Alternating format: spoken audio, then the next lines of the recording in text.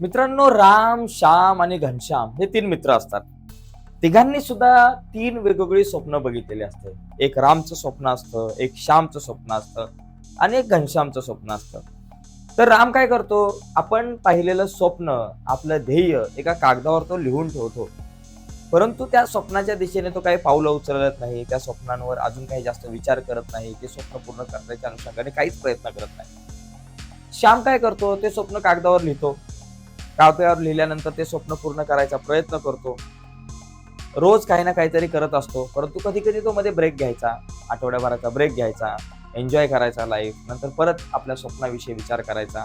आणि मधल्या काळामध्ये तो दमला, अक्षरशः थकला आणि त्याने स्वप्न पूर्ण करायचं सोडून दिलं तिथल्या तिथं.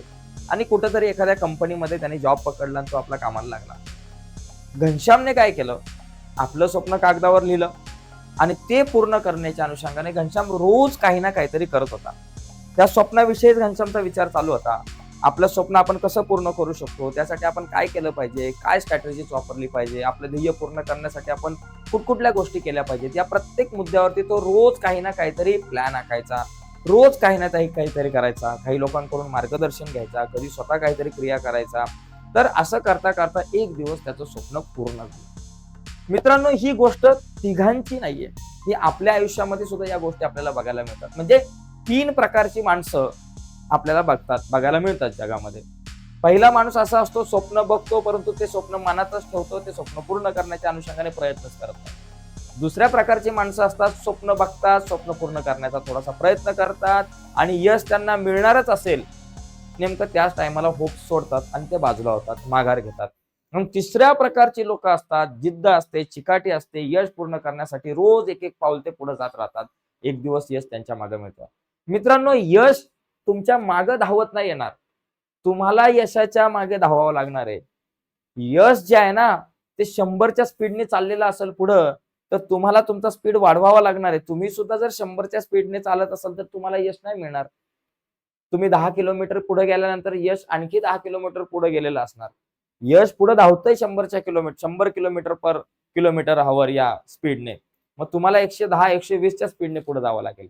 नाहीतर यश चाललंय 100च्या स्पीडने, तुम्ही 50च्या स्पीडने चाललात, यश मिळणार नाही. यश पुढे आहे. तुम्हाला जिद्द, चिकाटी, मेहनत आणि रोज काहीतरी केलं पाहिजे, तुम्हाला तुमचं ध्येय गाठण्याच्या अनुषंगाने, तुमचं स्वप्न पूर्ण करण्याच्या अनुषंगाने.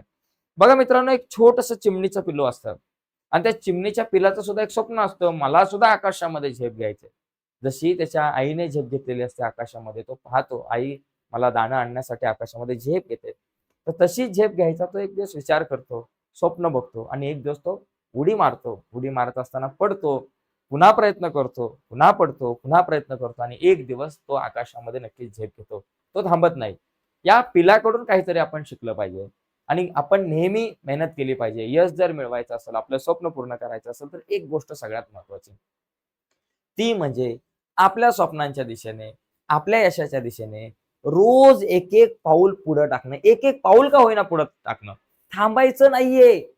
कासव आणि सस्याची गोष्ट, यामध्ये कासवाचा विजय काय झाला, कारण कासव थांबलाच नाहीये.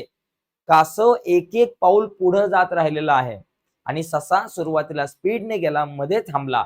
आपल्याला थांबायचं नाही, कासवाच्या गतीने का होईना एक एक पाऊल पुढे जायचंय. मला एव्हरेस्ट सर करायचं असेल तर मी नुसतं असं बघून तो सर नाही होणार, मला एक एक पाऊल पुढे टाकणं गरजेचं आहे. एक एक पाऊल ध्येय गाठत असताना पुढे टाकणं खूप महत्वाचं असतं, कारण एक एक पाऊल पकडूनच, एक एक पाऊल टाकूनच आपण पुढे जाऊ शकतो. डायरेक्ट आपल्याला पुढे जाता येणार नाही. त्यामुळे आयुष्यामध्ये मोठं ध्येय गाठायचं असेल तर छोटं छोटं काम करावं लागतं आधी. एक एक पाऊल तुम्हाला पुढे जात राहिलं पाहिजे. काही लोकांना लगेच यश हवं असतं, एका दिवसात, एका महिन्यात यश मिळत नाही. ते यश मिळवण्यासाठी मेहनत घ्यावी लागते आणि त्याच्या दिशेने एक एक पाऊल आपल्याला पुढे जावं लागतं. तर आजच्या या चर्चेमध्ये इथेच थांबूयात. जाताना एकच संदेश घेऊन जा, की यशाच्या दिशेने, आपलं ध्येय गाठण्याच्या दिशेने आपल्याला एक एक पाऊल रोज पुढे गेलं पाहिजे. तर आजच्या चर्चेत इथेच थांबू. धन्यवाद मित्रांनो. तुम्ही ही व्हिडिओ बघितली त्याबद्दल मनापासून आभारी आहे. व्हिडिओ आवडली असेल तर व्हिडिओला लाईक करा. नवीन असाल, चॅनल अजून सबस्क्राईब नसेल केला तर आत्ताच चॅनल सबस्क्राईब करून त्या बाजूला असलेलं बेलचं बटन दाबायला विसरू नका. नमस्कार.